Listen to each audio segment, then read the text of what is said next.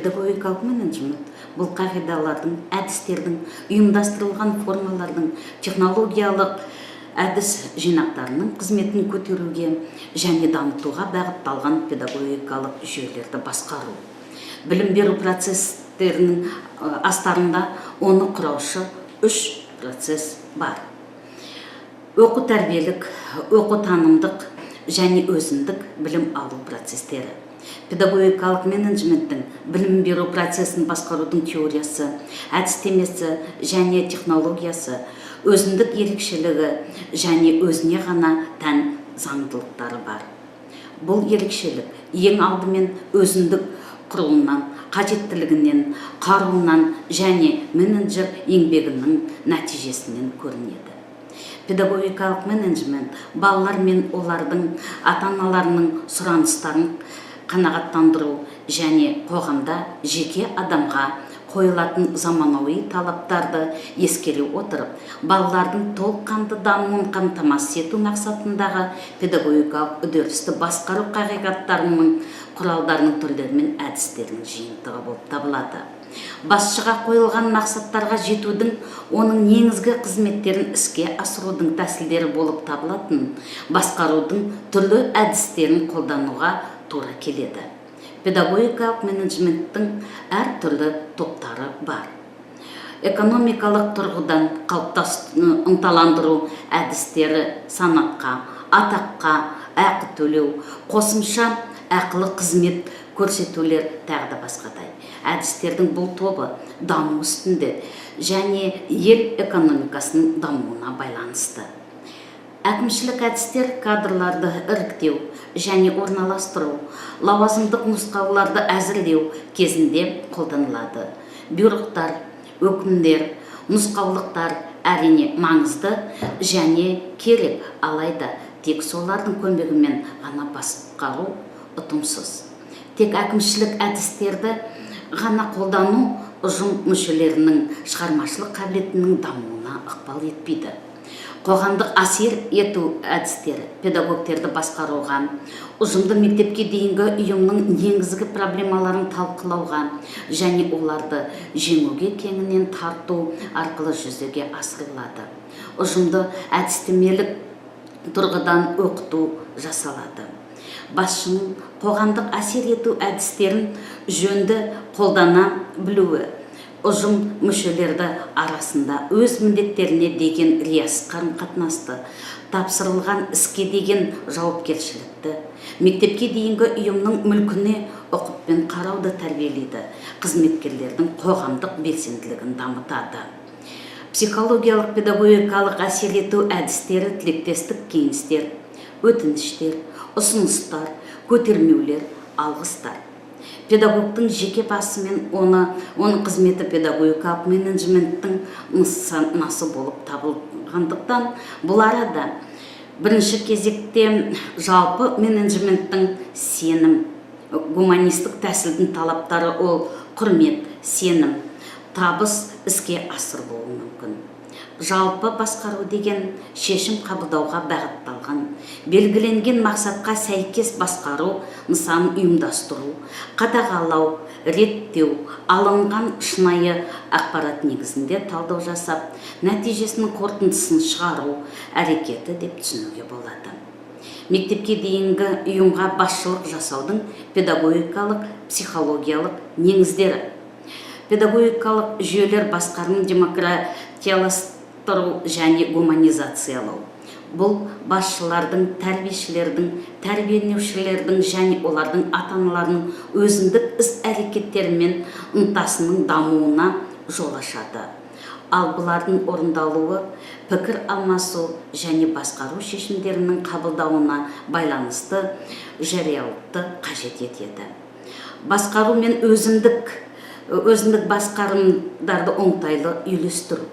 Мұндай басқару үйлесімдері әкімшілік және қоғамдық органдар басшыларының іс-әрекетін мектепке дейінгі ұйымның бүкіл ұжымы мүддесіне орай жүргізілуі қамтамасыз етеді. Басқару шешімдерін талқылау және қабылдауы кәсіби деңгейде іске асыруға жағдайлар жасайды. жүйедегі барша құрылымдық бөлімдерді өз жұмыстарында бірін-бірі қайталаудан құтқарып, әрекеттерін жоғары деңгейде орналастырып баруға мүмкіндік береді. Жеке басқару және ұжымдасқан жетекшілік бірлігі. Бұл принциптегі ұстанудағы мақсат бір тұтас педагогикалық процесті басқару барысында субъективизм мен әміршілдікке жол бермеу.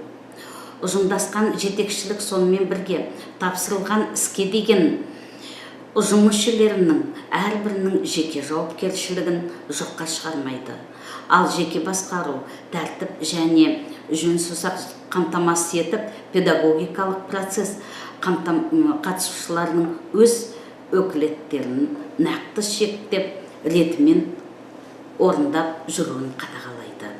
Мектепке дейінгі ұйымның тиімді жұмысының келесі факторы басшының педагогтерге деген сенімі болып табылады. Бұл құрметпен қоса педагогикалық менеджменттің демократияшыл және ізгілікті көрінісі мен көрсеткішінен тұрады.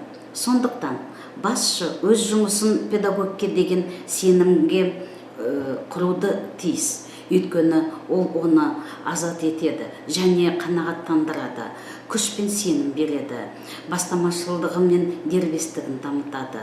Педагогикалық ұжымда шығармашылық және табыстылық атмосферасын құрады. Дегенмен, сенім жасанды емес, нақты және шынайы болуы тиіс. Басшы оны үнемі, дәйекті және кәсіби түрде жүзеге асырып отыруы тиіс. Бұл мәселеде белгілі бір тәжірибе жинақталған, құралдар әзірленген. Сенімді іс жүзінде жүзеге асырудың маңызды құралы өкілеттікті табыстау болып табылады. Өкілеттік пен жауапкершілікті иерархия бойынша педагогикалық менеджменттің орта және төменгі деңгейлеріне табыстауға болады. Директор, топ-менеджер, әдіскер, бірінші орта деңгейлік менеджер, әдістемелік бірлестіктің басшылары, екінші орта деңгейлік менеджер, барлық жастағы топ тәрбиешілері, бірінші төмен деңгейлі менеджерлер, қосымша білім беру мамандары төмен деңгейлі менеджер. Өкілеттікті табыстау арқылы басшы қызметкерлер арасында тәрбиеленушілерді тәрбиелеу және дамыту мақсаттарына қол жеткізу үшін орындалуы тиіс көптеген міндеттерді бөле алады. Табыстау проблемасын тиімді шешу басшыға болашақтағы стратегиялық мақсаттар мен міндеттерді талдауға, болжауға, жоспарлауға және іске асыруға назар салуға мүмкіндік береді. Ал табыстауды жүзеге асыра білмеу оны үнемі ағымдық проблемаларды шешуге мәжбүрлейді. Табыстауды ұйымдастыру кезінде басшы өзі және мүмкіндіктерін асыра бағаламауы, ғылыми және практикалық құзыреттілік арттыруы тиіс. Бұл оған қол астындағыларға өзі табыстаған тапсырмалардың орындалуын бақылауын демократиялық жүйесін әзірлеуге, оларға сенім артуға және тәуекелден қорықпауға мүмкіндік береді. Қол астындағыларға қандай да бір құзыреттілікті табыстау кезінде олардың кәсіби дайындығын, жауапкершілігін, ұйымдастырушылық қабілетін ескергені жөн.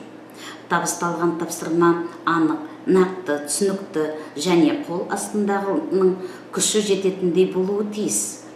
Бұл оның мақсаттары мен міндеттерін бірлесе талқылау, нақтылау және тұжырымдау құралдарымен орындаулы мерзімдерін келісу арқылы қамтамасыз етеді. Қол астындағыларға өкілеттікті табыстаумен қатар оны іске асыруға арналған жағдайлар жасалуы тиіс. Мектепке дейінгі ұйымда қызметкерлерге өкілетті табыстаудың ынталандыру жүйесін әзірлеу қажет.